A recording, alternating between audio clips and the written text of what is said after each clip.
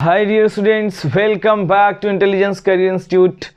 Myself Dr. Intek Hamadar. Today I am talking about the evolution of life form. Clear? हम लोग तीन साइंटिस्टों की बात करेंगे बेटा, जिसमें से पहला साइंटिस्ट हम लोग बात करेंगे लैमार्क की थ्योरी की। दूसरी बात हम लोग करेंगे बेटा जो है डार्विन साहब की थ्योरी की। तीसरी बात हम लोग करेंगे बेटा ह्यूगो डिवरीज की। ठीक, तीनों थ्योरी पढ़ने के बाद फिर हम लोग जो है कुछ और थ्योरी पढ़ेंगे। बहुत ही आसान थ्योरी है। अगर मैं लैमार्क की थ्योरी की बात करूं, ये सारे अभी हम लोगों ने कल पढ़ा था कि एक सिंगल स्पीसीज से कैसे मल्टीपल फॉर्म स्पीसीज का फॉर्मेशन होता है, वो हम लोग देखने जा रहे हैं। ठीक है, इस पर 2 लेक्चर लेना पड़ेगा। आज एक लेक्चर पढ़ा रहा हूँ, आज थ्योरी को समझाऊंगा और कल इसी का एप्लीकेशन होगा। ठीक है, उसके बाद हम लोग पढ़ेंगे एविडेंस ऑफ इवोल्यूशन। ठीक है, तो यहाँ पे देखते हैं। सबसे पहले हम लोग लैमार्क की थ्योरी की अगर हम लोग बात करें तो लैमार्क ने जो अपनी थ्योरी दी थी बेटा, ये 1800 में दी थी। इन्होंने काम किया था बेटा फॉसिल पे। इन्होंने अपना कंक्लूजन तब दिया जब इन्होंने स्टडी की फॉसिल की। ठीक है, तो इन्होंने अपनी बात कही। लैमार्क साहब ने कहा कि use and disuse of organ. कौन सी थ्योरी दी बेटा? Use and disuse of organ. कोई भी ऑर्गेनिज्म अपना ऑर्गन यूज करे ना यूज करे, ये उसके ऊपर डिपेंड करता है। ठीक है ना? तो उन्होंने अपनी बात जो है हवाई दी थी। लैमार्क की बात जो है पूरी तरीके से सही नहीं है। ये बात जो है डिसप्रूव जो है, ये बात टोटली गलत है। ठीक है ना? उन्होंने क्या किया था बेटा कि फॉसिल की स्टडी की, उसके बाद जो है अपनी theory they the use and disuse of organ. कोई भी ट्रेड्स जो है अपने ऑर्गन को यूज़ करे ना यूज़ करे, वो उसके ऊपर डिपेंड करता है। ठीक है ना? तो इन्होंने क्या किया था, लैमार्क साहब ने, इन्होंने एग्जाम्पल दिया था बेटा, आपने सुना होगा जिराफ का एग्जाम्पल दिया था। ठीक, इन्होंने ये कहा कि जो है पहले जो प्लांट होते थे ये बहुत छोटे छोटे होते थे, जो ग्रासेस थी ये बहुत छोटी होती थी। ठीक, जब ये ग्रासेस छोटी होती थी तो जो जिराफ थे वो भी बेटा बहुत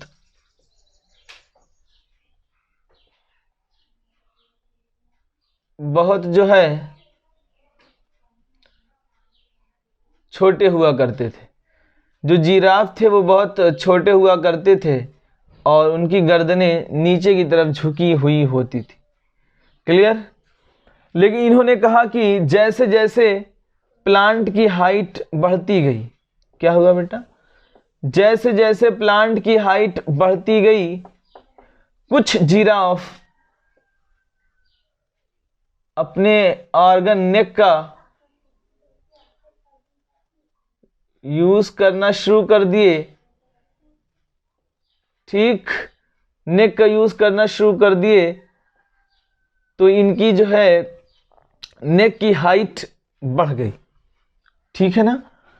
जो टोटली यानी उसके बाद बताइए, उन्होंने यही तो मतलब हुआ कि आने वाली जितनी भी जनरेशन होगी सबकी नेक क्या होगी? लॉन्ग नेक होगी। तो आप मुझे बताइए, मान लीजिए मैंने इस वक्त थोड़ी सी पढ़ाई की, मेरे बेटे अगली जनरेशन, मेरे बेटे ने थोड़ी सी पढ़ाई की और आने वाले उसके बेटे ने थोड़ी सी पढ़ाई की, तो यानी आगे चल के 1-2 जनरेशन के बाद हमें सुपर ब्रेन मिल जाएगा। ऐसा क्या हो सकता है? नहीं, हमें फिर भी 0 से ही स्टार्ट करना होगा जर्नी को। ठीक है ना? जो ये बात जो है इनकी टोटली गलत थी। ठीक है, या मैं आपसे एक एग्जांपल और दूं, जो है कि अपने यहाँ जो है परंपरा है नाक को छिदवाने की। ठीक है, तो 1 जनरेशन 2 जनरेशन ने नाक जो है छिदवा ली। अगली जनरेशन में जो है जो बच्चे पैदा होना चाहिए वो कैसे होना चाहिए? उनकी नाक छिदी होनी चाहिए। लेकिन ऐसा नहीं होता है। ठीक, इन्होंने दूसरा एग्जाम्पल दिया था बेटा स्नैक का। किसका एग्जाम्पल दिया था इन्होंने? स्नैक का एग्जाम्पल दिया था। इन्होंने ये कहा था बेटा कि जो स्नैक हैं जब वो अपने घरों में जाते थे, पहले के ज़माने की बात, जाते थे तो उनके जो पाँव होते थे, ठीक है ना, वो इनको मूव करने में तकलीफ देते थे, फंस जाते थे, या किसी ऐसे एरिया से इनको गुजरना हो जहाँ पे कांटे बहुत ज़्यादा हो तो इनके पैर जो है फंस जाते थे। तो उन्होंने धीरे धीरे डिसयूज़ किया, उसको यूज़ करना ही छोड़ दिया। ठीक, जो पूरी तरीके से ये बात जो है बिल्कुल गलत थी, ठीक है ना। और लैमार्क ने हवा हवाई बिल्कुल कंसेप्ट दिए थे। बताओ भाई, समझ आ रहा है सबको? बताएं मुझे, फटाफट बताएं।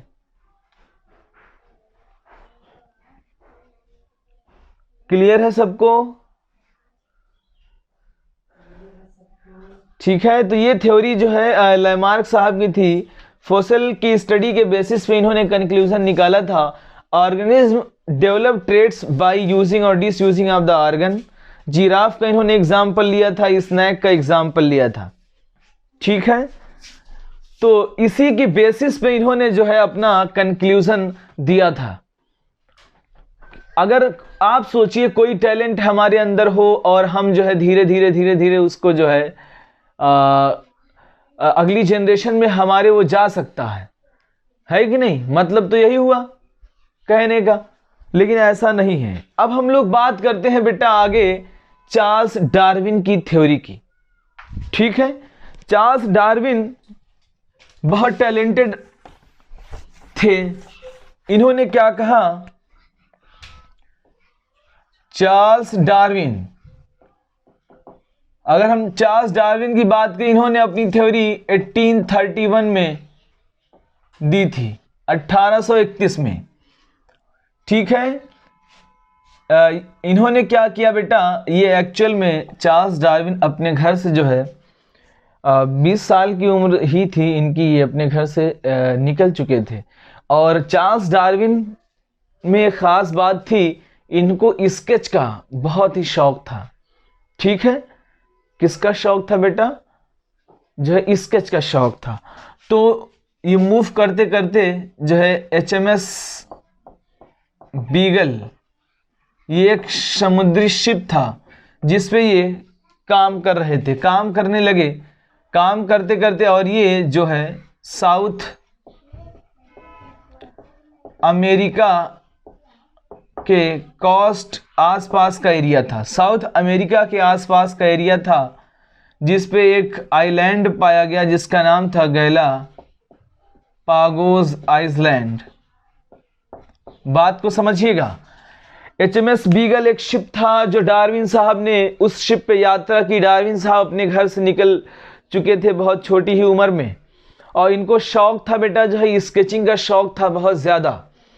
ठीक है, जब ये शिप पे गए तो शिप एक्चुअल में होता क्या है, समुद्री शिप किसी भी कॉन्टिनेंट को ट्रफ जब मूव करता है या ट्रैवलिंग करता है तो 3-3 महीने पार्टिकुलर एरिया में रुकता है। ठीक है, एक महीने। ठीक है ना, माल जो है ट्रांसपोर्ट होते हैं तो माल को जो है लादना, फिर उतारना, फिर चढ़ाना, उतारना, चढ़ाना, उतारना, तो एक एरिया में 15 से 20 दिन, 1 महीने तक जो है रहते थे। ठीक है ना, जब ये 1 महीने लगभग 1 महीने तक वहां रहते थे। ठीक है, ठीक है, तो इन्होंने जो है 15 से 20 दिन उस एरिया में जो है बेटा शिप जो है रुकता था। तो वहां पे इन्होंने देखा बहुत सारे जो है चेंजेस इनको देखने को मिले। ये ऑब्जर्व करते थे, जब स्केच बनाते थे तो उसमें फिंचेस का डायग्राम पहले उन्होंने कुछ बनाया, उसके बाद जब वो 3 महीने बाद या 1 महीने बाद, 2 महीने बाद वहां आते थे तो वहां देखा, दोबारा से स्केच जब बनाते थे तो देखा कि फिंचेस जो है, फिंचेस में चेंजेस आ रहे हैं। यानी एक सिंगल स्पीसीज, यानी हम ये कहें बेटा एक सिंगल स्पीसीज, एक सिंगल स्पीसीज से अलग अलग डायरेक्शन में, एक सिंगल स्पीशीज से अलग अलग डायरेक्शन में एडेप्टेशन हुआ, जिससे 13 species 13 species of finches develop हुई। कितनी बेटा? अलग अलग फिंचेस की 13 स्पीशीज डेवलप हुई। ठीक है ना। ये स्पेशलाइजेशन क्यों हुआ? ये स्पेशलाइजेशन फूड के लिए हुआ था। This specialisations occur for food. ठीक, ये अलग अलग डायरेक्शन में, एक सिंगल स्पीशीज से उन्होंने कहा कि ये जितनी भी स्पीशीज इवॉल्व हुई हैं, ये एक सिंगल स्पीशीज से इवॉल्व हुई हैं। कितनी हुई थी? 13 species of different finches evolve हुई। ठीक है ना। ये स्पेशलाइजेशन किस लिए हुआ था? फॉर फूड के लिए हुआ था, खाने के लिए हुआ था। यानी ये लोग अपने को सरवाइव करने के लिए अलग अलग डायरेक्शन में इवॉल्व हुई, अलग अलग डायरेक्शन में अडेप्ट की। कुछ वेजिटेरियन थी, कुछ इंसेक्टिवोरस थी। ठीक है, बात क्लियर हो रही बेटा? बताओ मुझे फटाफट, मैं आगे मूव करूं, इसमें भी बहुत लंबी थ्योरी है। बताओ भाई, एक सिंगल स्पीशीज 13 स्पीशीज डेवलप हुई, कॉलोनाइजेशन हुआ, ओशन स्पेशलाइजेशन हुआ, अकर फॉर फूड, फूड के लिए हुआ था, भोजन के लिए। ठीक है, बताओ भाई। चलिए, अब इन्होंने क्या किया बेटा, जो है 20 ईयर्स वहां पे स्पेंड किए, 20 साल वहां पे स्पेंड करने के बाद एक थ्योरी दी। ये पहुंचे एक डिस्कवरी पे, जिन्होंने इनकी बुक थी ओरिजिन ऑफ स्पीशीज। कौन सी बुक थी बेटा? Origin of species.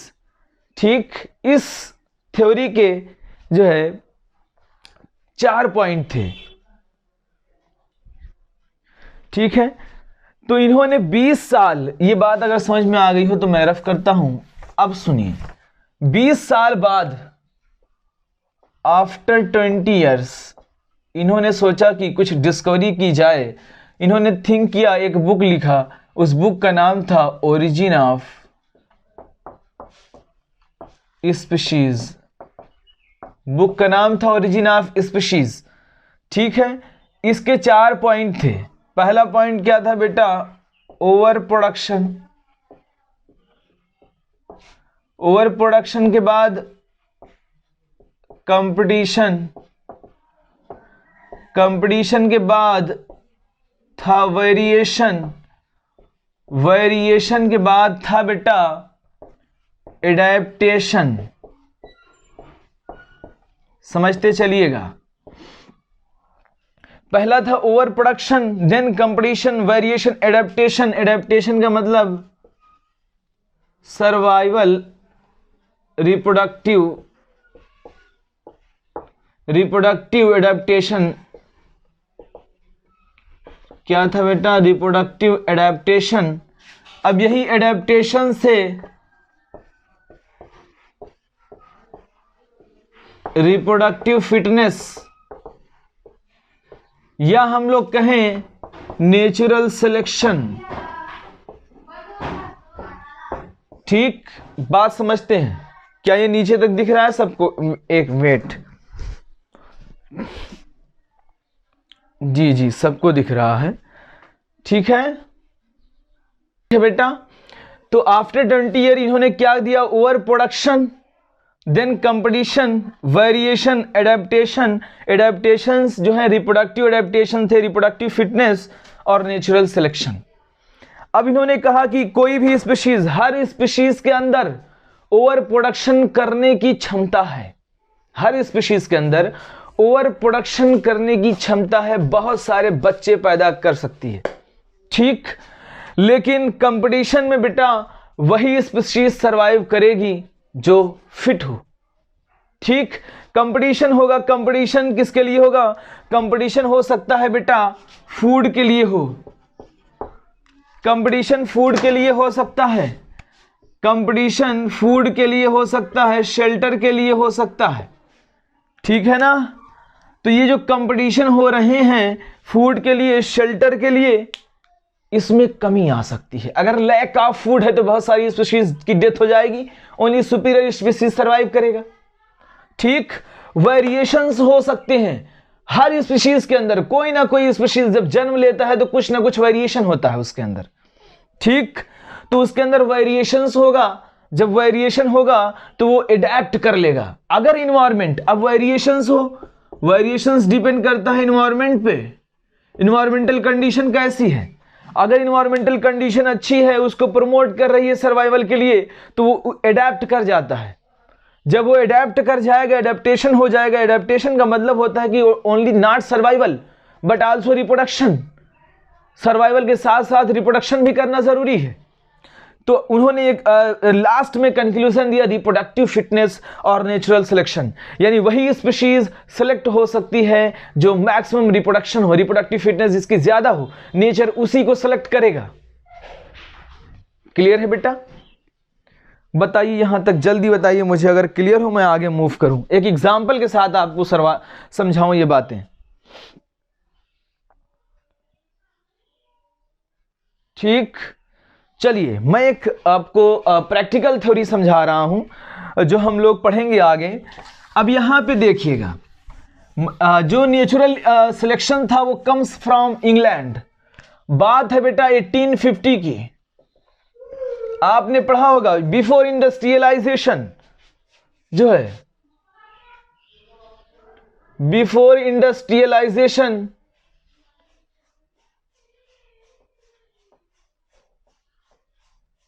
इंडस्ट्रियलाइजेशन आपने पढ़ा था जो मॉथ थे बेटा, ये दो कलर के थे, एक लाइट कलर्ड, एक थे लाइट कलर्ड मॉथ, दूसरा मॉथ जो था बेटा, मॉथ उतनी अच्छे से बन नहीं रहा है लेकिन आप समझ जाइएगा कि ये मॉथ ही है। ठीक है, ठीक है ना बेटा? तो ये जो है अलग अलग तरीके के मॉथ थे, और ये जो मॉथ थे बेटा ये डार्क कलर्ड थे। कैसे थे? डार्क कलर्ड मॉथ थे। यानी बिफोर इंडस्ट्रियलाइजेशन, अगर हम लोग बात करें बिफोर इंडस्ट्रियलाइजेशन, ठीक, कोई स्मोक नहीं था, कोई सूट नहीं था, ट्री ट्रंक बिल्कुल नेचुरल कंडीशन में थे, तो जो है उसमें लाइट कलर के जो मॉथ थे बेटा ये सरवाइव कर रहे थे। लाइट कलर के जो मॉथ थे बेटा ये सरवाइव कर रहे थे, ठीक है ना? लेकिन डार्क कलर के मॉथ जो है अपने आप को सरवाइव नहीं कर पा रहे थे।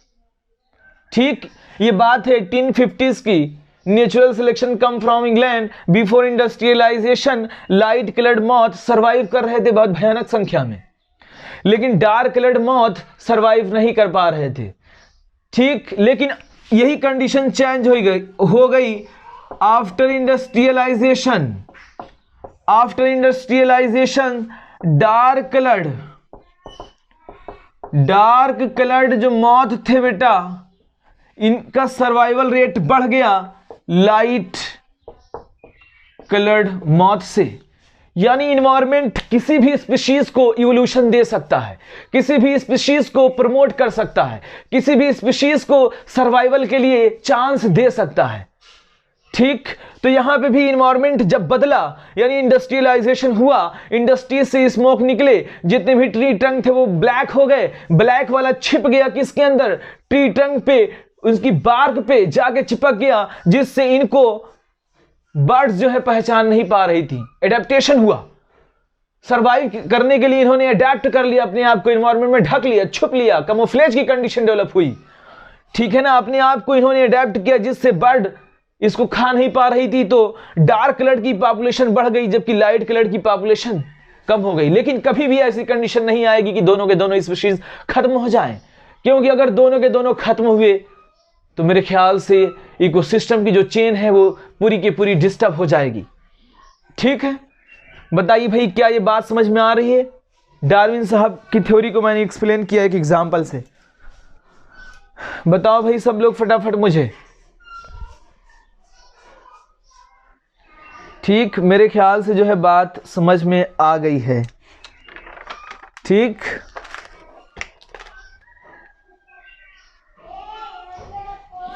चलिए अब हम लोग आगे बात करते हैं। सर्वाइवल ऑफ द फिटेस्ट की बात तो बेटा डार्विन साहब ने बता ही दी थी, लेकिन इन्होंने अराइवल ऑफ द फिटेस्ट की बात नहीं बताई थी। अराइवल ऑफ द फिटेस्ट की बात ये नहीं बता पाए थे। ठीक है, अब सिमिलर रिजल्ट जो है सिमिलर टाइम पे मैला अल्फ्रेड वेल्लेस अपना एक्सपेरिमेंट कर रहे थे। अल्फ्रेड वेल्लेस किस पे बेटा बताइए फटाक से, कौन बता रहा है, जल्दी बताओ मुझे। अल्फ्रेड वेल्लेस मैला आर्कीपेलागो पे, मैला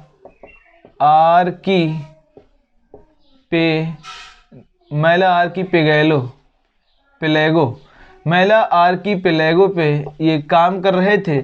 सिमिलर कंक्लूजन इन्होंने अपना रिजल्ट डार्विन साहब को भेजा, फिर सिमिलर कंक्लूजन जो है सेम टाइम पे उन्होंने भी इसको कंक्लूड किया, जो है इसको भी देखा और पास किया इसको भी, इस थ्योरी को भी उन्होंने कहा कि सेम रिजल्ट देखा उन्होंने, मैच कर रहा है।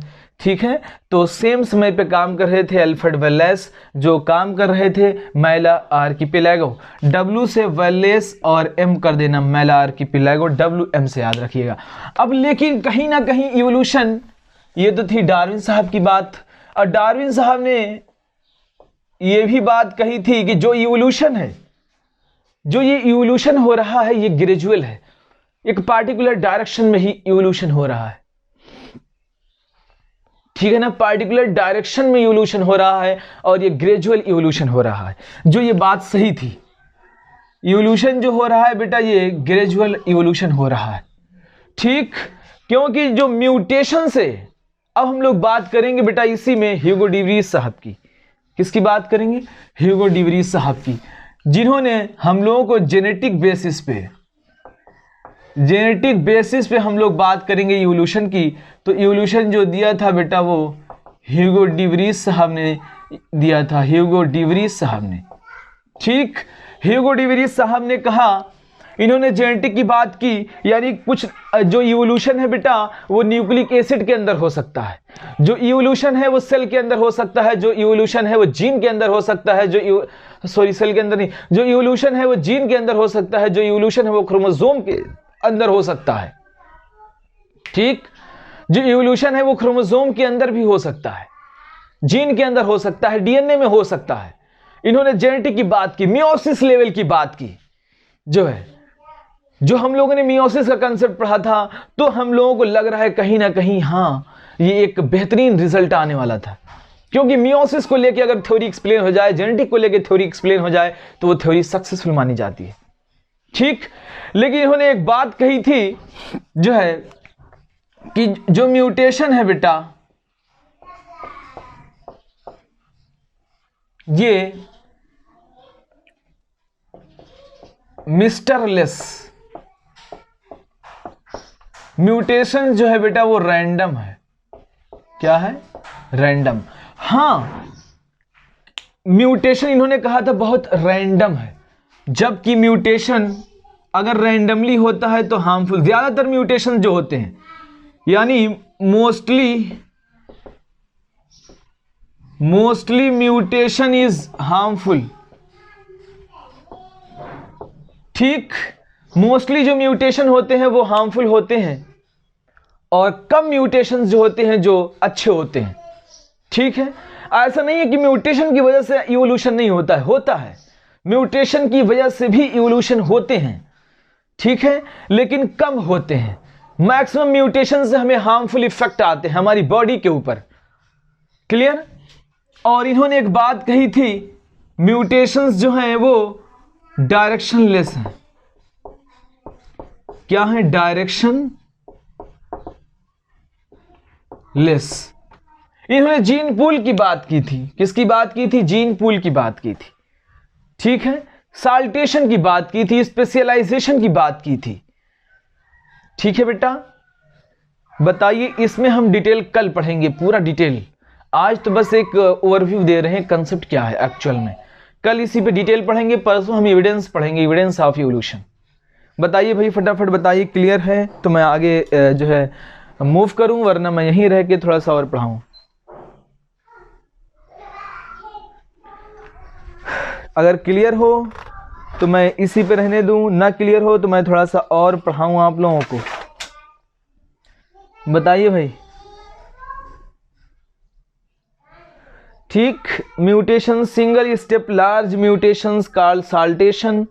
ठीक है ना, सिंगल स्टेप में लार्ज म्यूटेशन हो जाए। आपने पढ़ा होगा बेटा बहुत सारे म्यूटेशंस जो होते हैं, क्योंकि जेनेटिक बेसिस की बात थी, तो जेनेटिक बेसिस पे अगर हम लोगों ने डार्विन के कंसेप्ट को लिया, तो डार्विन के कंसेप्ट में अगर हम लोग बात करते हैं जेनेटिक बेसिस पे, तो एक डार्क कलर्ड मौत थे, एक लाइट कलर के मौत थे। क्या बीच के नहीं हो सकते? बिल्कुल हो सकते हैं।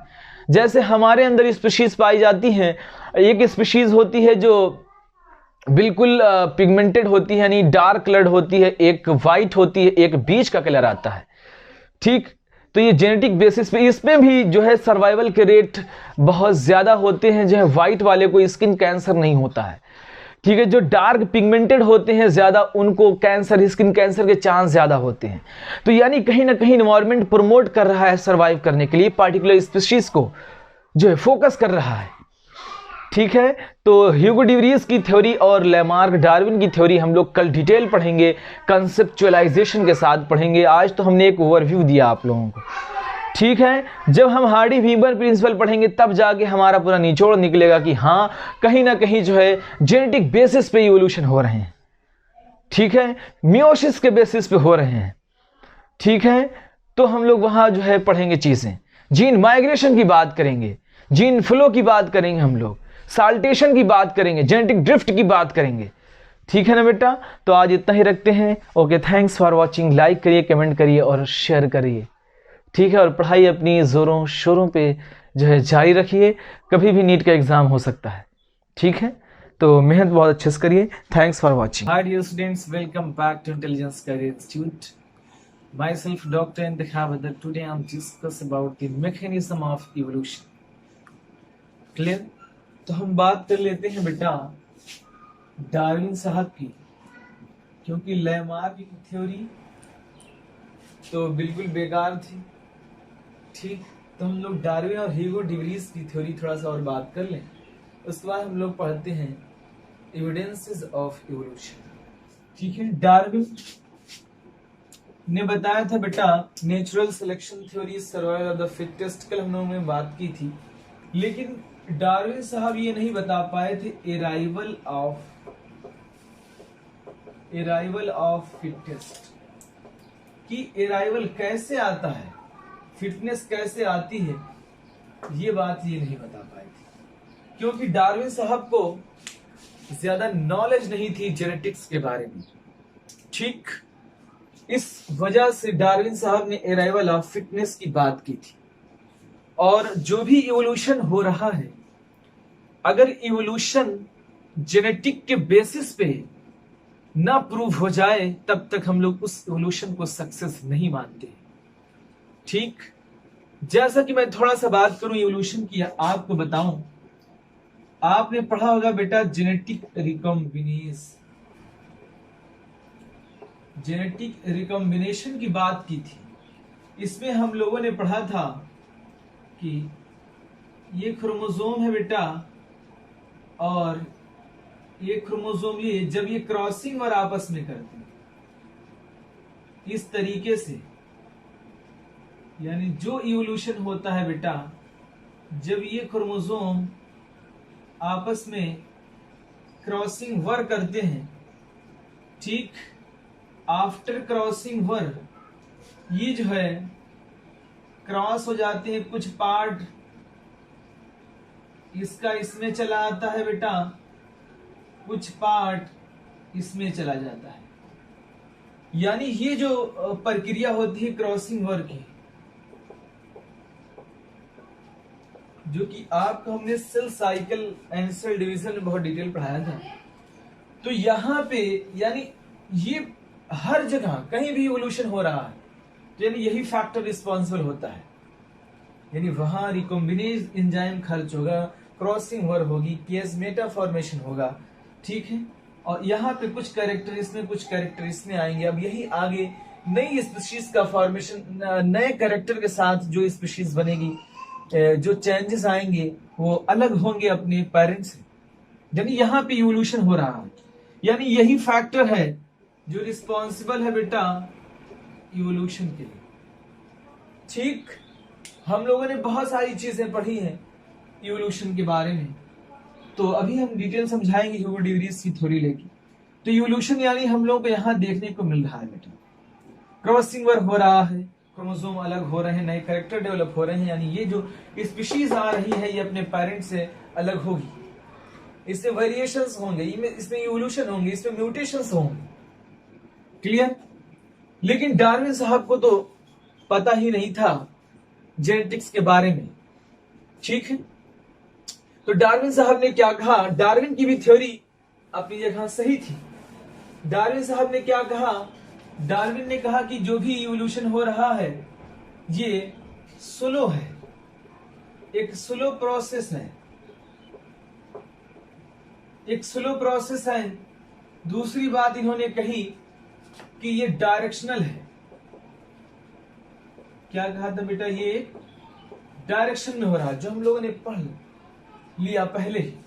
स्लो प्रोसेस है, डायरेक्शन है, किसी डायरेक्शन में होता है।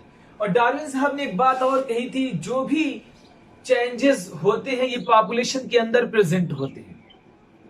हालांकि उनकी बात सही थी, यानी ये रिकॉम्बिनेशन की प्रोसेस किसी न किसी हर इंडिविजुअल के अंदर प्रेजेंट होती है, हर इंडिविजुअल के अंदर होगी। तो डार्विन साहब ने कहा था कि जो भी चेंजेस हो रहे हैं वो पॉपुलेशन के अंदर ही, पॉपुलेशन के भीतर ही प्रेजेंट होते हैं। ठीक, लेकिन इनको जेनेटिक्स के बारे में कुछ भी ज्ञान नहीं था। ठीक है, इन्होंने कहा स्लो प्रोसेस है, डायरेक्शनल है, ये बात इनकी सही थी। ठीक, उसके बाद मेंडल साहब आए।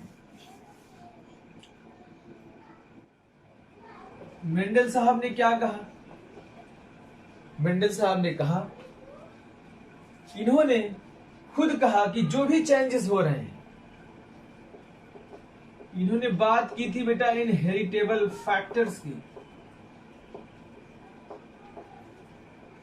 इन्होंने क्या कहा था, इनहेरिटेबल फैक्टर्स की बात की थी। इन्होंने कहा था कि कोई ना कोई ऐसी चीज है जो एक जनरेशन से दूसरी जनरेशन में ट्रांसफर हो रही है, उसी के द्वारा ये चेंजेस आ रहे हैं।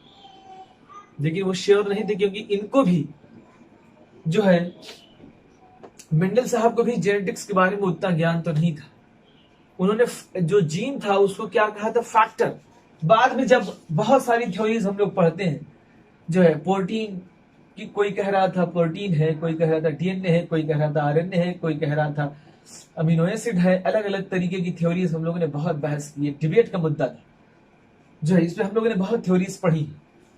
तो मेंडल साहब ने फैक्टर कहा, बाद में ये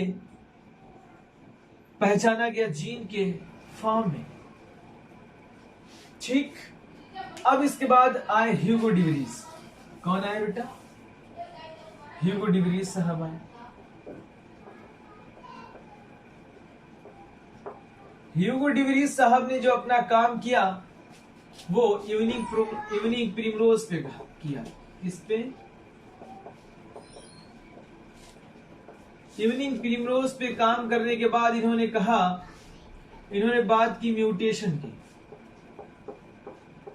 अब हम लोगों ने म्यूटेशंस अलग अलग तरीके से पढ़ा है। म्यूटेशंस क्या होता है, सडन चेंज हो जाए, रैंडम चेंजेस की बात की। यानी इन्होंने कहा कि म्यूटेशंस जो होते हैं बेटा, सडन चेंज, या हम लोग कहें रैंडम चेंज हो जाए या सडन चेंज हो।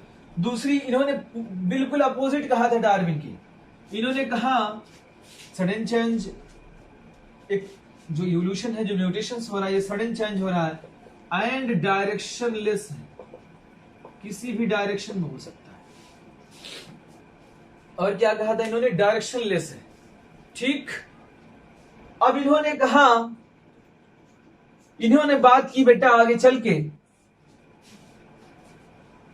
जो भी म्यूटेशंस हो रहे हैं, इन्होंने बात की थी साल्टेशन की। किसकी बात की थी बेटा, साल्टेशन की, कि सिंगल स्टेप में, किसमें बेटा, सिंगल स्टेप में लार्ज म्यूटेशंस हो रहे हैं, जो स्पेसिएशन के लिए रिस्पॉन्सिबल है। किसके लिए रिस्पॉन्सिबल है बेटा, स्पेसिएशन के लिए रिस्पॉन्सिबल है। ठीक, ह्यूगो डिवरीज ने जेनेटिक के बेसिस पे प्रूव करना चाहा। उन्होंने कहा कि जो म्यूटेशंस हो रहे हैं, जो म्यूटेशंस हैं, सडन चेंजेस होते हैं, चाहे जीन में हो, चाहे डीएनए में हो, चाहे बेस पेयर में हो। हम लोगों ने पढ़ा था बहुत सारे mutations, incomplete mutations, complete mutations.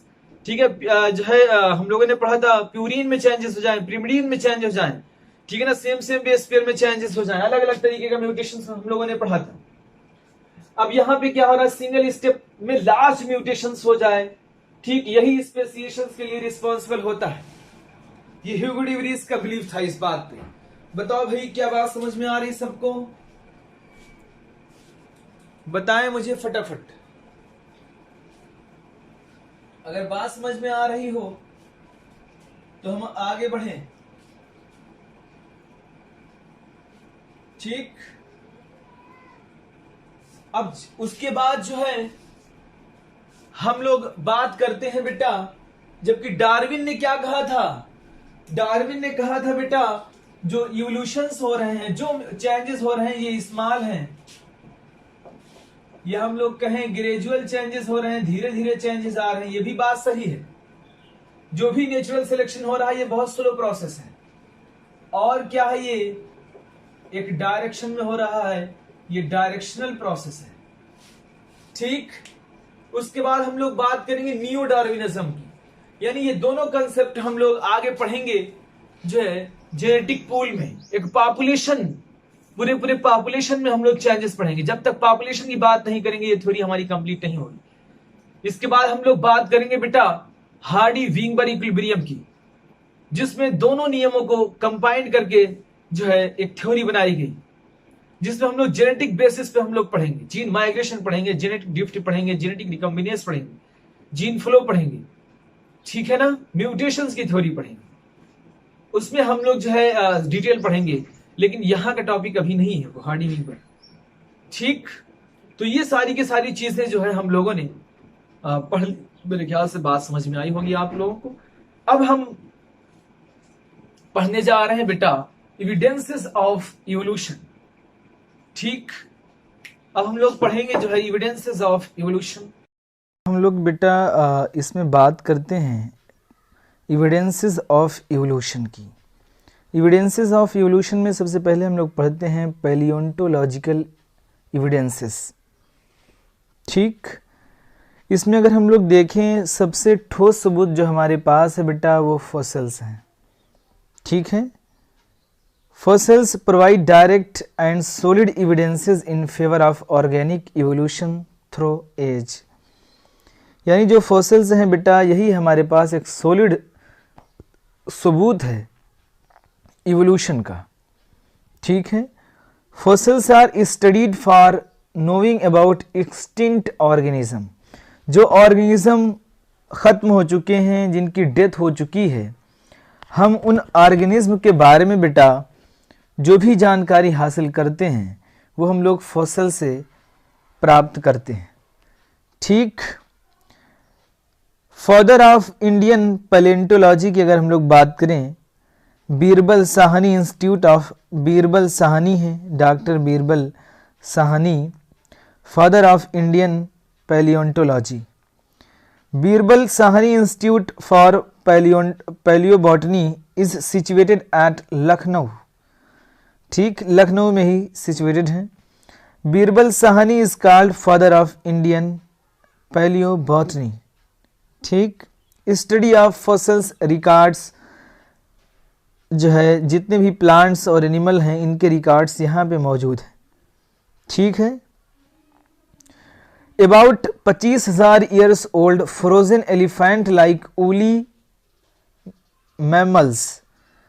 ठीक, woolly mammals were found in buried in ice in Siberia. ठीक, जो बिल्कुल एलिफेंट्स की तरह था जो साइबेरिया में पाया गया। Fossils are remains of hard parts of life forms. जो हमारी बॉडी में हार्ड पार्ट्स होता है वही बचा रह जाता है रॉक के अंदर, फाउंड इन रॉक्स। ठीक, rocks form sediments and a cross section of earth crust indicates arrangement of sediments one over the other during the long history of earth. जो चट्टान होते हैं, रॉक होते हैं, वो लेयर के फॉर्म में पाए जाते हैं, लेयर बाय लेयर, जिसको हम लोग बोलते हैं स्ट्रेटा। ठीक। अब बहुत तरीके के रॉक्स होते हैं, इग्नियस रॉक होते हैं, मेटामॉर्फिक रॉक होते हैं, सेडिमेंट्री रॉक होते हैं। लेकिन जो फॉसिल्स पाई जाती हैं बेटा, वो मोस्टली पाई जाती हैं सेडिमेंट्री रॉक्स में। किसमें बेटा? सेडिमेंट्री रॉक्स के अंदर पाई जाती हैं। डायनासोर का एक्सटिंक्शन अगर हम लोग देखें, हम लोगों ने पढ़ा है कि डायनासोर एक्सटिंक्ट हो गए थे 65 माया में। ठीक, तो उनके भी हम लोगों को फॉसिल्स मिलते हैं, जिससे हम लोगों को लगता है कि हाँ, ये ऑर्गेनिज्म एक सॉलिड सबूत है, हमारे पास सॉलिड एविडेंस है कि ये ऑर्गेनिज्म पहले रह चुके हैं और किसी न किसी कारण वो जो है अब इस दुनिया में नहीं है, वो विलुप्त हो गए। ठीक, आगे कह रहा है कि different aged rocks sediments contain fossils of different life forms who probably died during the formation of particular sediments। अलग अलग चट्टान में हमें अलग अलग fossils मिलेंगे। Some of them appear similar to modern organism। कुछ बिल्कुल सिमिलर हैं मॉडर्न ऑर्गेनिज्म की तरह। They represent extinct organism e.g. Dinosaur. हम लोगों ने भी पढ़ा डायनासोर 65 माया में एक्सटिंक्ट हो गए। जब ये एक्सटिंक्ट हो गए तो जाहिर सी बात है इनके रिकॉर्ड्स हमें बता रहे हैं, फॉसिल से बता रहे हैं कि ऐसे ऐसे ऑर्गेनिज्म हमारे इस दुनिया पे, हमारी इस धरती पे रह चुके हैं। A study of fossils in different sedimentary layers indicates geological period in which they existed। यानी वो हमें बता रहे हैं जियोलॉजिकल पीरियड के बारे में। ठीक, आगे अगर हम लोग देखें, the study shows that life forms varied over time and certain life forms are restricted to certain geological time span। ठीक, ये लाइफ फॉर्म्स हमें बता रहे हैं अलग अलग जियोलॉजिकल पीरियड में अलग अलग ऑर्गेनिज्म थे। जैसे हम लोग एरास की हम लोगों ने बात की थी। Hence new forms of life have arisen at different times in the history of earth। All this is called paleontological evidence। हम लोग उसको क्या बोलते हैं बेटा? paleontological evidence बोलते हैं। इन सेडिमेंट्री रॉक्स दो लेयर होती हैं, अपर स्ट्रेटा जो होती है यंगर होती है, लोअर जो होती है वो ओल्डर होती है। अगर अपर स्ट्रेटा में कोई फॉसिल्स हमें पाई जा रही, यानी यंगर है, वो कम लाइफ स्पान है, उसका भी जल्दी ही उसकी डेथ हुई थी। लोअर वाले में जो पाई जा रही यानी वो बहुत पुराना है, बहुत ही एंशिएंट है। Most of the fossils are present in sedimentary rock. ठीक, बहुत सारे रॉक होते हैं बेटा, इग्नियस रॉक होता है, मेटामॉर्फिक होता है, सेडिमेंट्री होता है, लेकिन जो फॉसिल्स ज़्यादातर पाई जाती हैं वो सेडिमेंट्री रॉक्स में पाई जाती हैं। क्लियर? अब हम लोग देखते हैं fossilisation in animals buried and preserved by natural process. जो फॉसिलाइजेशन एनिमल्स में ये अंदर धसे हुए हैं वो हमें प्रिजर्व करते हैं नेचुरल प्रोसेस के लिए। अब जैसे इसमें हम लोग क्या करते हैं कि बहुत सारे ऑर्गेनिज्म जो दब के मर गए, एक्सटिंक्ट हो गए, बहुत सारे उनके फॉसिल्स अंदर दबे हुए हैं, जिसमें हम लोग को बहुत सारे जब हम लोग चट्टानों की खुदाई होती है तो उसमें अलग अलग तरीके के फॉसिल्स हमें मिलते हैं। अब एज ऑफ फॉसिल्स हम लोग डिटरमाइन करते हैं बाय यूरेनियम लेड मेथड। किससे हम लोग बेटा? यूरेनियम लेड मेथड और पोटेशियम आर्गन मेथड से। ठीक है, और radioactive carbon dating technique से हम लोग अलग अलग जो है, जो हम लोग केमिस्ट्री में पढ़ेंगे डिटेल, हम लोग एज ऑफ फॉसिल्स हम लोग पता करते हैं। ESR electron spin resonance method is the most accurate method है बेटा। ये मोस्ट एक्यूरेट एविडेंस है हमारे पास, मोस्ट एक्यूरेट मेथड है जिससे हम लोग फॉसिल्स की डेटिंग करते हैं। क्लियर? याद रखिएगा बेटा इसको। ठीक है, वही फॉसिलाइजेशन एनिमल बरीड। ठीक है, age of fossils uranium lead method और पोटेशियम आर्गन मेथड और रेडियो एक्टिव कार्बन डेटिंग और ESR टेक्निक से। ठीक है बेटा। अब नेक्स्ट जो है बेटा होमोलॉगस आर्गन है। ठीक है, organ having same origin but different functions called homologous. For example whale, bats, चीता and humans all members share similarities in the patterns of the bones. अब हम लोग आते हैं बोर्ड पे हम लोग बात करते हैं। ठीक है बेटा, आज ये बेटा हम लोग बात कर लेते हैं अब homologous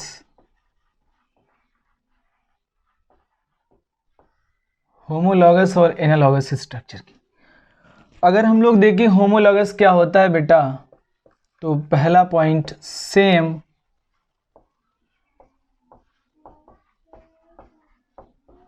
structure but different function. ठीक, सेम स्ट्रक्चर हो लेकिन फंक्शन उनका डिफरेंट हो तो हम लोग कहेंगे होमोलॉगस। दूसरा पॉइंट, होमोलॉगस को ही हम लोग बोलते हैं बेटा डाइवर्जेंट इवोल्यूशन। क्या बोलते हैं? डाइवर्जेंट। ठीक, इसी को हम लोग बोलते हैं बेटा कॉमन एंसेस्टर। स्ट्रक्चर तो सेम है लेकिन एडेप्टेशन अलग अलग इन्वायरमेंट में सरवाइव करने के लिए इन्होंने किया, यानी ओरिजिन सेम है, सिमिलर ओरिजिन है, कॉमन एंसेस्टर हैं, लेकिन इवोल्यूशन के दौरान अलग अलग डायरेक्शन में एडेप्ट किया तो इनका फंक्शंस जो है अलग हो गया। यानी अगर हम लोग इसके स्केलेटल स्ट्रक्चर के बारे में बात करें तो ह्यूमरस, रेडियस, अल्ना सब सिमिलर पाई जाएंगी, फाइलेंजेस पाई जाएंगी, मेटाकार्पल, कार्पल सब पाई जाएंगी, ठीक है ना। लेकिन इवोल्यूशन के दौरान इनको अलग अलग डायरेक्शन में जो है अपने आप को सरवाइव करना पड़ा, इस वजह से इनका फंक्शंस जो है अलग हो गया, लेकिन ओरिजिन इनकी क्या थी? बिल्कुल सिमिलर थी। क्लियर? तो हम लोग बोलेंगे होमोलॉगस, याद रखना एचडी से, ठीक है ना, also called divergent evolution. Clear है? अब इसमें अगर हम लोग एग्जाम्पल की बात करें कि एग्जाम्पल क्या क्या हो सकते हैं, तो होमोलॉगी होने के लिए, ठीक है ना, जो है क्या क्या ज़रूरत होती है, पहले ये कंसेप्ट समझ लो। होमोलॉगस होने के लिए सिमिलर, बेटा सिमिलर ओरिजिन होना चाहिए, सिमिलर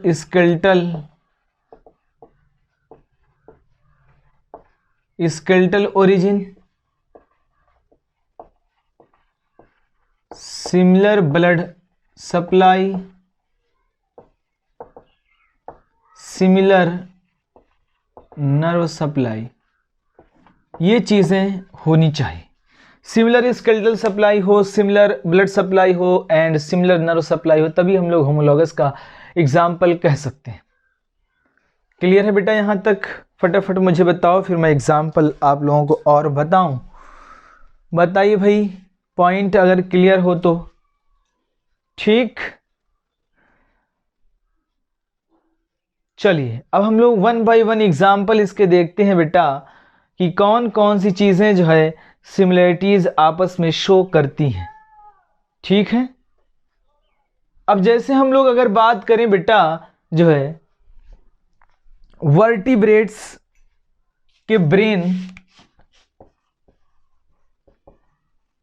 वर्टिब्रेट्स के ब्रेन और हार्ट ये शो करते हैं होमोलॉगी। ठीक, दूसरी अगर हम लोग बात करें, याद रखिएगा बजा के हार्न टन घर से भागा तू, बजा के यानी बाउगेनविलिया,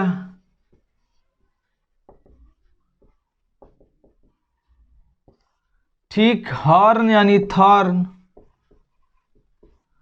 ठीक, टन यानी टेंड्रिल,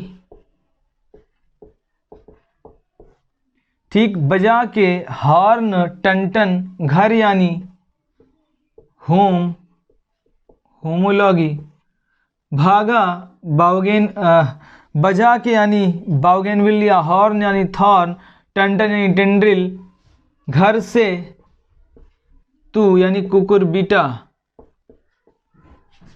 ठीक, अगर हम लोग देखें इसमें बेटा थॉर्न और टेंड्रिल ये दोनों के दोनों मॉडिफिकेशन है किसके बेटा? एक्सिलरी बड के।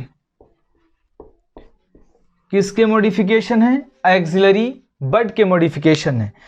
जब ये एक्सिलरी बड के मॉडिफिकेशन है, लेकिन थॉर्न का फंक्शन आपको पता होगा बेटा डिफेंस मैकेनिज्म में हेल्प करता है, डिफेंस मैकेनिज्म में हेल्प करता है, जबकि टेंड्रिल्स आपने पढ़ा होगा क्लाइंबिंग और सपोर्टिंग में हेल्प करता है। बात समझ में आ रही बेटा? थॉर्न जो है ये डिफेंस मैकेनिज्म में हेल्प करता है, कोई प्लांट इसको ग्रेजिंग ना करने पाए, खाने ना पाए, और जबकि टेंड्रिल्स जो है सपोर्टिंग और क्लाइंबिंग में हेल्प करता है। क्या बात समझ में आ रही बेटा? बताओ फटाफट मुझे। ठीक, यानी अगर हम लोग देखें बेटा जो है बाउगेनविलिया में पाया जाएगा जो है थॉर्न, बाउगेनविलिया में क्या होगा बेटा? थॉर्न, और कुकुरबिटा में पाया जाएगा क्या? टेंड्रिल्स। क्लियर? ये एग्जाम्पल किसके हैं? होमोलॉगस के हैं। ठीक है ना? अब अगर मैं बात करूं बेटा जो है आगे और बहुत सारे एग्जाम्पल हैं, जैसे हम लोग अगर बात करें, ठीक, स्पाइन ऑफ कैक्टी, अगर आपको ना दिख रहा हो तो मैं इसको रफ कर दे रहा हूं। स्पाइन ऑफ कैक्टस और टेंड्रिल्स इन पी। ठीक, ये जो होते हैं स्पाइन ऑफ कैक्टस और टेंड्रिल्स इन पी, ये मॉडिफिकेशंस होते हैं बेटा लीफ का। Spine of cactus is a modification of leaf and tendrils in P is a modification of leaf, but function अलग अलग होते हैं। Once again, यानी सेम स्ट्रक्चर तो है, लीफ के मॉडिफिकेशन है, बट फंक्शन इनका अलग अलग है। वंस अगेन स्पाइन का फंक्शन क्या होता है? प्रोटेक्शन देना। टेंड्रिल्स का फंक्शन होता है क्लाइंबिंग, सपोर्टिंग में हेल्प करता है। क्या ये बात समझ में आ रही है आप लोगों को? ठीक, चौथा एग्जाम्पल हम लोग लेते हैं। ठीक है, चौथे एग्जाम्पल में अगर मैं बात करूं,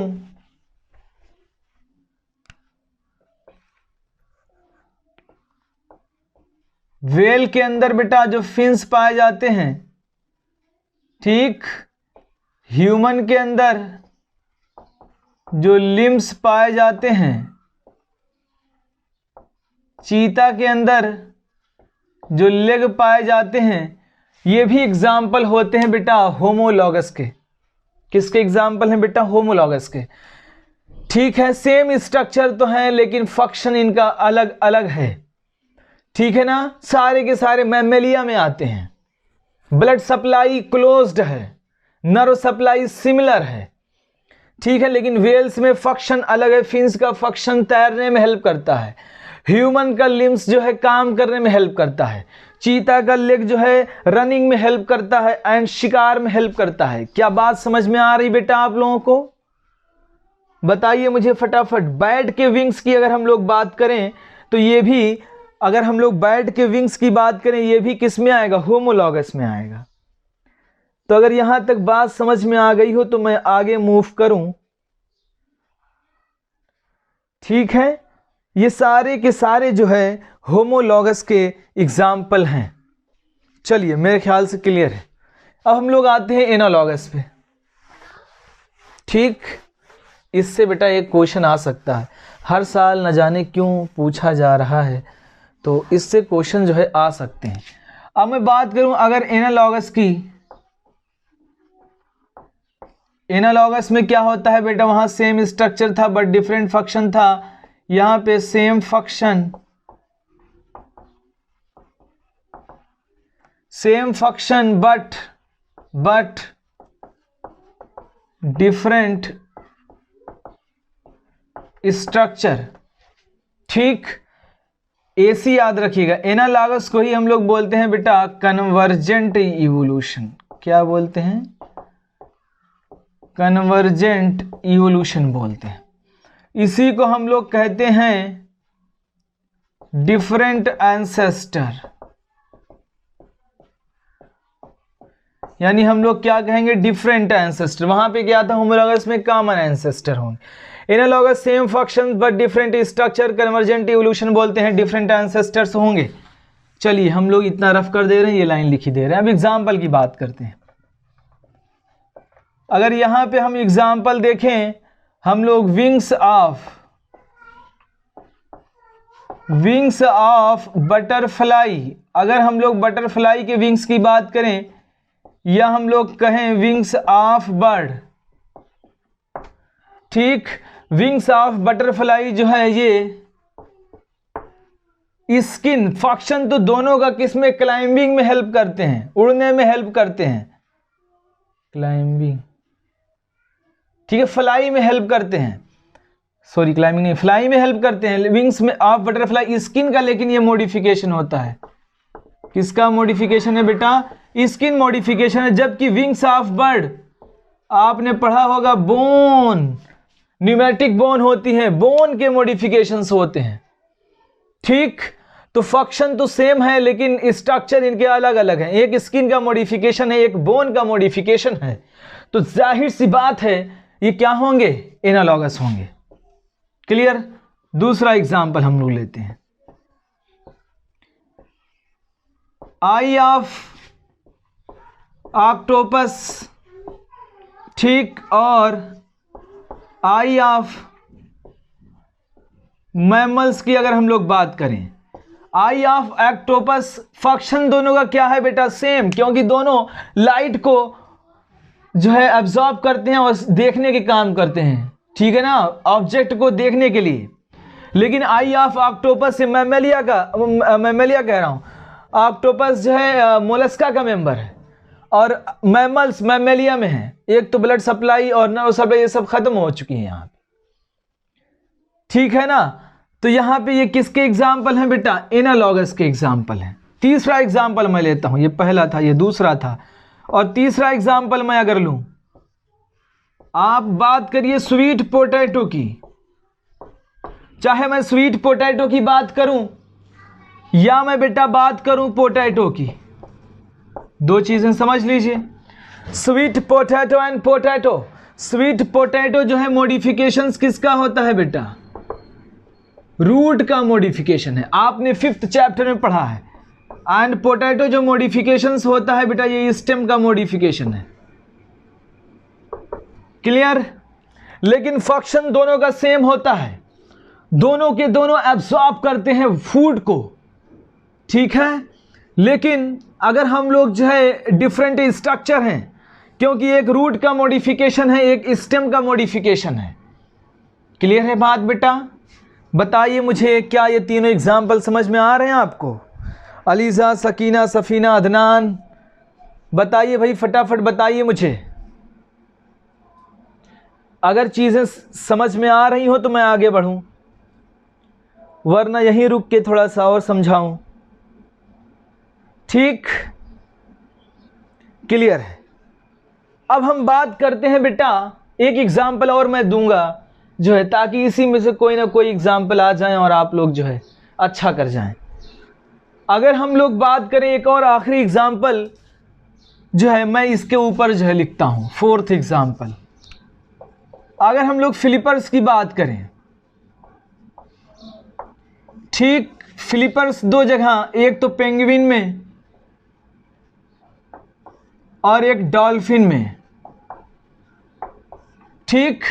अगर हम लोग पेंगुइन में देखते हैं, फ्लिपर्स जो होते हैं, ये पेंगुइन क्या है, एक्वेटिक फ्लाइटलेस बर्ड है, जबकि डॉल्फिन क्या है, एक्वेटिक मैमल है, ठीक। अब बताइए यहां पे क्या है, फंक्शन तो फ्लिपर्स का सेम है, लेकिन इनका स्ट्रक्चर का मॉडिफिकेशन अलग अलग है। एक फ्लाइटलेस बर्ड है और दूसरी डॉल्फिन एक्वेटिक मैमल्स हैं, ठीक है, लेकिन फंक्शन सेम, ठीक। तो यानी ये एनालॉगस के एग्जाम्पल है। 4 एग्जाम्पल मैंने आपको दिए, मेरे ख्याल से बात पूरी तरीके से आपको समझ में आ रही होगी, ठीक। बताइए भाई, अगर समझ में आ गया हो तो मैं अब अगला टॉपिक पढ़ाऊं आप लोगों को। बताओ फटाफट, मेरे ख्याल समझ में आ गया होगा। चलिए, अब मैं एडेप्टिव मेलानिज्म की बात करता हूं। थोड़ा सा मैंने कल पढ़ाया था, आज भी थोड़ा सा इसको ज़रूर पढ़ाऊंगा ताकि बात पूरी तरीके से समझ में आए। एडेप्टिव मेलानिज्म का एग्जाम्पल मैं लेता हूं, एडेप्टिव मेलेनिज्म की मैं बात करता हूं। एडेप्टिव मेलेनिज्म की अगर हम लोग बात करें, before industrialisation comes from the natural selection comes from the England, बात है 1850 की। 1850 यानी बिफोर, ये बात बताया था, बिफोर इंडस्ट्रियलाइजेशन। अगर हम लोग बिफोर इंडस्ट्रियलाइजेशन पढ़ते हैं तो इन्वायरमेंट इतना साफ सुथरा था कि दो तरीके के मौत पाए जाते थे, एक ठीक है बेटा। हम लोग बात करते हैं आफ्टर एडेप्टिव मिलेनिज्म की, आफ्टर इंडस्ट्रियलाइजेशन, बिफोर इंडस्ट्रियलाइजेशन। अब आफ्टर इंडस्ट्रियलाइजेशन कब हुआ था बेटा? आफ्टर इंडस्ट्रियलाइजेशन 1920 की बात थी। 1920 में क्या हुआ कि जब इंडस्ट्रीज लग गई, इंडस्ट्रीज लगने के बाद सारे के सारे जो है स्मोक निकल रहे थे, सूट्स निकल रहे थे, ठीक है ना, सारे के सारे बार्क ऑफ ट्रीज और ट्री ट्रंक जो है ब्लैक हो गए। जब वो ब्लैक हो गए तो इसमें डार्क कलर्ड मॉथ सरवाइव किए और वाइट कलर्ड मॉथ नहीं सरवाइव किए, ठीक है ना। डार्क कलर्ड मॉथ सरवाइव किए, वाइट कलर्ड मॉथ नहीं सरवाइव किए, क्योंकि कंडीशन इन्वायरमेंट फेवरेबल नहीं था उनके लिए। जब इन्वायरमेंट उनके लिए फेवरेबल नहीं था तो वो लोग सरवाइव नहीं कर पाए, ठीक है। अब इसमें जो है पॉल्यूशन इंडिकेटर जो होता है, लाइकेन होता है, लाइकेन की भी ग्रोथ नहीं देखने को मिली। और जो लाइकेन होता है ये सल्फर डाइऑक्साइड जो गैस होती है इसका इंडिकेटर होता है, एयर इंडिकेटर। और जो इकोलाई होता है ये वाटर इंडिकेटर होता है, वाटर पॉल्यूशन इंडिकेटर। ये सवाल आपसे पूछे जाएंगे। बताइए भाई ये बात सही। 1920s में एक बात और हुई थी, कोई मुझे बता सकता है क्या? 1920s में प्रिकली पियर कैक्टस इंट्रोड्यूस की गई थी ऑस्ट्रेलिया में, ठीक बेटा। क्या इंट्रोड्यूस किया गया था? Prickly peer cactus introduced in Australia. तो हम लोग ये बात कर चुके हैं। अब हम लोग बात करते हैं बेटा एडेप्टिव मिलेनिज्म की। एडेप्टिव मिलेनिज्म की अगर हम लोग बात करें, यही था पूरी कहानी यही थी कि before industrialisation and after industrialisation. Before industrial 1850 की बात थी, comes from the England, natural selection, ठीक है। इसके बाद हम लोग बात करते हैं बेटा हर्बिसाइड की एंड पेस्टिसाइड की। हर्बिसाइड की हम लोग बात करें और पेस्टिसाइड की बात करें। हर्बिसाइड और पेस्टिसाइड में हम लोग देखते हैं, हम लोग डीडीटी, इंसेक्टिसाइड, ठीक, हम लोग डीडीटी का छिड़काव करते हैं। गवर्नमेंट ऑफ इंडिया ने क्या किया था बेटा?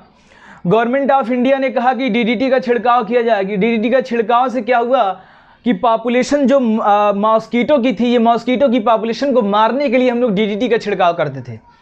लेकिन डीडीटी का छिड़काव 2 से 3 साल में बहुत अच्छा रहा, रिजल्ट बहुत पॉजिटिव आया। गवर्नमेंट ऑफ इंडिया भी बहुत खुश हुई कि ये एक सोल्यूशन हमें मिल गया जो मॉस्कीटो की पॉपुलेशन को हम लोग कम कर सकते हैं। लेकिन 3 साल के बाद मॉस्कीटो की पॉपुलेशन को हम लोग कम नहीं कर पाए, क्योंकि वो रेसिस्टेंट हो गए अपने स्ट्रक्चर में, उन्होंने चेंज किया। क्योंकि हर ऑर्गेनिज्म अपने आप को सर्वाइव करने के लिए अपने स्ट्रक्चर के अंदर कुछ ना कुछ चेंज करता है। तो वो चेंजेस अपने अंदर उन्होंने किया और सर्वाइव किए। डीडीटी का लेकिन भयानक अफेक्ट अदर ऑर्गेनिज्म पे पड़ रहा था। इनका इफेक्ट फाइटोप्लैंक्टन पे पड़ रहा था, इनका इफेक्ट हमारी फील्ड के ऊपर पड़ रहा था, इनका इफेक्ट फिशेस के ऊपर पड़ रहा था, इनका इफेक्ट हमारी जो है ह्यूमन के ऊपर पड़ रहा था। हम लोग डिटेल समझते हैं अभी क्या इफेक्ट थे। तो ये सब इफेक्ट जो है हमें देखने को मिल रहे थे जो बहुत भयानक थे, ठीक। तो पेस्टिसाइड और इंसेक्टिसाइड जैसे डीडीटी हो गई, यूरिया हो गया, ठीक है, ये सब का हम लोग जैसे मान लीजिए ये हमारी फील्ड है, ठीक, ये हमारी फील्ड है, ये रिवर है, ये हमारी फील्ड है। हमने इसमें प्लांट लगा दिया, इसके अंदर बेटा हमने प्लांट लगा दिया, प्लांट छोटे छोटे लगे हुए थे। इसके अंदर जो इंसेक्ट थे इसको मारने के लिए, इंसेक्ट को मारने के लिए हमने इसके ऊपर इंसेक्टिसाइड और पेस्टिसाइड का यूज़ किया।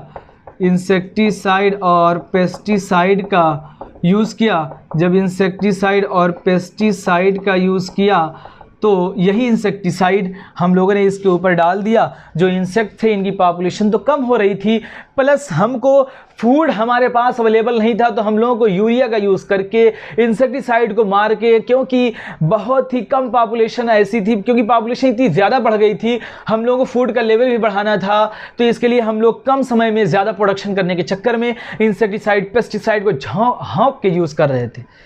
ठीक, हाँक के यूज़ कर रहे थे ताकि हम लोग प्रोडक्शन का रेट को बढ़ा सकें। लेकिन हमारे यही आसपास से एक रिवर भी गुजरी थी, जब हम लोगों ने डीडीटी इंसेक्टिसाइड पेस्टिसाइड का इस पर यूज़ किया। अब मान लो एक फार्मर है, ये फार्मर 3 जो है पॉकेट इंसेक्टिसाइड पेस्टिसाइड लेके आए। डॉक्टर साहब ने कहा कि भैया 20 लीटर पानी में डालना है तीनों पुड़िया को। 3 पुड़िया डॉक्टर साहब ने दिया, 20 लीटर पानी में डालना है, लेकिन फार्मर होते हैं चालाक, उसने 1 पुड़िया बचा लिया। ये पुड़िया उसने क्या किया, बचा लिया। अब इस पुड़िया को जब बचा लिया, उसने 20 लीटर पानी में 2 पुड़िया डाली। जब इस पे छिड़काव किया, देखा होगा फार्मर इस पे छिड़काव करते हैं, मॉर्निंग में जाओ तो देखने को मिलता है। इस पे जब छिड़काव किया उन्होंने, तो ये जो इंसेक्ट इसके ऊपर थे वो तो कमज़ोर हो गए, कुछ मर गए, कुछ कमज़ोर हो गए, लेकिन मरे नहीं, क्योंकि ये इतना इफेक्ट नहीं कर पाएगा। कंसंट्रेशन इसकी क्या हो गई, कम हो गई। जब कंसंट्रेशन कम हो गई तो इस पे अफेक्ट नहीं करेगा। जब अफेक्ट नहीं करेगा तो जाहिर सी बात है ये 2-3 दिन तक कमज़ोर थे, बाद में तगड़े हो गए। लेकिन अब जब इनके अंदर ताकत आई तो एक बार तो वो मुसीबत झेल चुके हैं, दोबारा से वही मुसीबत जब इनके ऊपर आएगी तो क्या असर करेगी, नहीं। ये बोलेंगे कि ऐसे वक्त हमने बहुत सारे देखे हैं। ठीक, इनके ऊपर कोई अफेक्ट नहीं पड़ेगा, यानी अपने आप को रेसिस्टेंट हो गए। अब फार्मर ने ये बचा रखी थी 1 पुड़िया, ये 10 लीटर पानी में डाल के इस पर डाल दिया। फिर फार्मर ने, क्या ये असर करेगी, नहीं, क्योंकि कंसंट्रेशन बहुत कम है। जिस कंसंट्रेशन से इसको मरना था वो कंसंट्रेशन आपने पहली बार में दी नहीं। जब पहली बार में वो कंसंट्रेशन आपने दी नहीं तो जाहिर सी बात है ये मरेगा नहीं। जब ये मरेगा नहीं तो जाहिर सी बात है आपकी क्रॉप को खा जाएगा, ये रेसिस्टेंट हो जाएगा और तगड़ा हो जाएगा। इसने इवोल्यूशन कर लिया, अपने अंदर अपने स्ट्रक्चर को भी चेंज किया। जब अपने स्ट्रक्चर को चेंज किया तो आप अगर 3 पुड़िया डालेंगे तब भी असर नहीं करेगा। अब आपको कंसंट्रेशन इससे ज़्यादा बढ़ानी पड़ेगी, आपको 5 पुड़िया 20 लीटर में डालनी होगी, तब कहीं ये जाके मरेगा। यानी इसने अपने आप को अडेप्ट कर लिया सर्वाइव करने के लिए। अब यही अचानक मान लो बारिश हो जाए, उसका पानी ये फील्ड को क्रॉस करता हुआ रिवर में आएगा। रिवर में बहुत सारी फिशेस होती हैं, इस तरीके से फिशेस आपको देखने को मिलेंगी। बहुत सारे रिवर में छोटे छोटे फाइटोप्लैंक्टन्स होते हैं, छोटे छोटे प्लांट होते हैं। अब फिशेस इस प्लांट को खाएंगी। जब फिशेस इस प्लांट को खाएंगी और यही फिशेस आएंगी कहाँ बेटा, मार्केट में। यही फिशेस आएंगी मार्केट में। जब ये फिशेस मार्केट में आएंगी तो मार्केट में कौन खरीदेगा इनको, इंसान, यानी ह्यूमन खरीदेगा। जब ह्यूमन खाएगा इसको तो जाहिर सी बात है इसके अंदर डीडीटी स्टोर है, डीडीटी नॉन बायोडिग्रेडेबल है, मरकरी स्टोर है, अदर हार्मफुल केमिकल सब्सटेंस इसके अंदर स्टोर है, इसके अंदर यूरिया स्टोर है। जब वही ऑर्गेनिज्म खाता रहेगा तो इंसान की बॉडी के अंदर वो केमिकल्स एक्युमुलेट होंगे।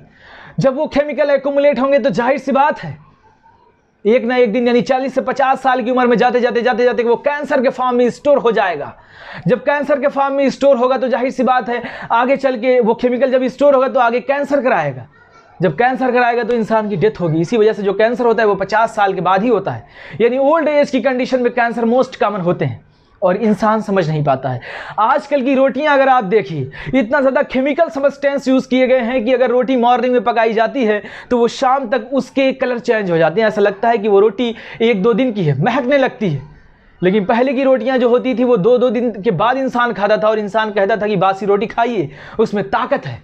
लेकिन अब की रोटियां अगर मॉर्निंग में पकाओ तो दोपहर में वो ख़राब हो जाती है, उसके अंदर फफूंदी पड़ने लगती है, उनके अंदर जो है चिपचिपापन आ जाता है, क्योंकि उसके अंदर बेटा बहुत सारे केमिकल यूज़ किए होते हैं, जो केमिकल अपना कलर चेंज करते हैं, अलग अलग इन्वायरमेंट पे वो अपनी रिएक्शन करते हैं। समझ रहे हैं? इसी वजह से लाइफ स्पान घट के हो चुका है 60 years, only 60 years life span हो चुका है इंसान का, क्योंकि हर चीज़ में मिलावट, हर चीज़ में केमिकल। ये इस वजह से हुआ था क्योंकि हम लोगों को पॉपुलेशन बढ़ रही थी, क्रॉप का प्रोडक्शन करना था जो है, और इंसान हैरत अंगेज है कि ये जो है कैंसर क्यों हो रहा है।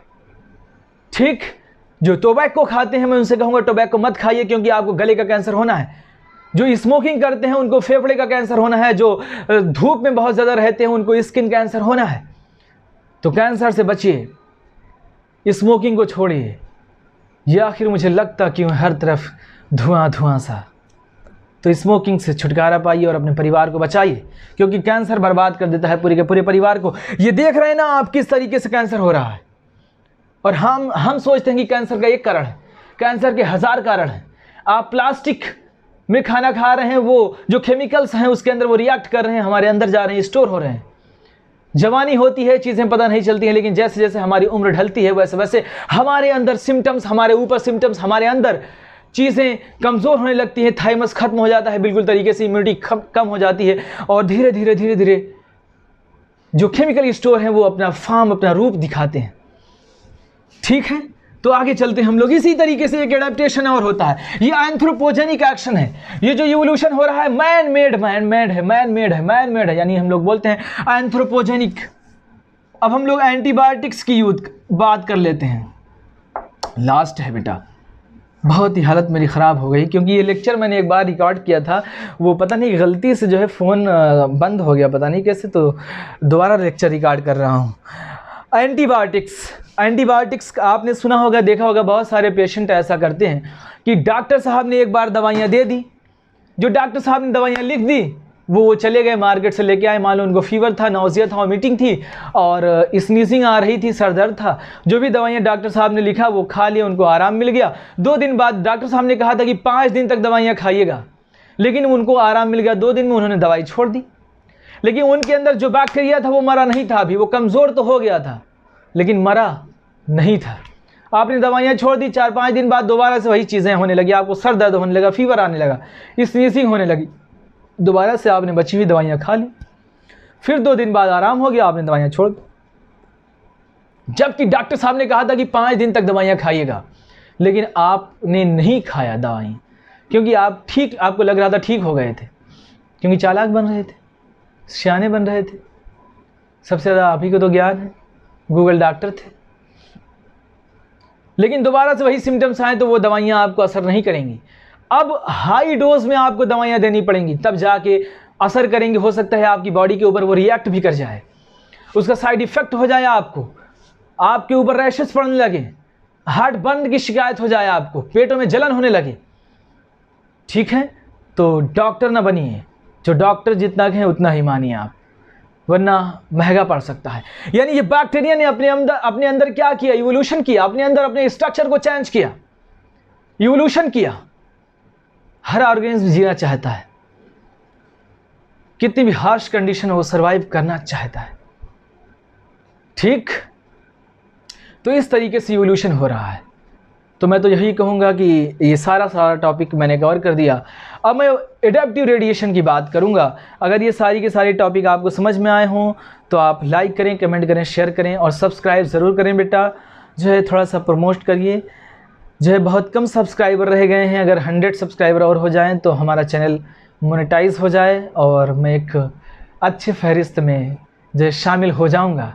तो आप लोग ज़्यादा से ज़्यादा शेयर करें इस बात को और लाइक करें, सपोर्ट करें बेटा। ठीक, तो सारी की सारी चीज़ें हम लोगों ने पढ़ ली बेटा। एंटीबायोटिक रेसिस्टेंट एनिमल पढ़ लिया, मॉस्कीटो पढ़ लिया, जो है हम लोगों ने जो है एंथ्रोपोजेनिक इवोल्यूशन पढ़ लिया, हर्बिसाइड पेस्टिसाइड का यूज़ पढ़ लिया। ठीक है, एग्जाम्पल एंथ्रोपोजेनिक एक्शन का मतलब होता है इवोल्यूशनरी ट्रेंड। सारी की सारी चीज़ें पढ़ लिया। ठीक है, अब इतना ही रखते हैं बेटा। आप अच्छे से पढ़ाई करिए और अच्छे से पढ़िए, ठीक है, चीज़ों को, और चैनल को लाइक करें, कमेंट करें, शेयर करें बेटा, बहुत ज़रूरी है। ठीक है, बहुत मेहनत कर रहे हैं आप लोगों के लिए। ठीक है, तो थोड़ा सा शेयर तो लाजमी है। ठीक, ओके, थैंक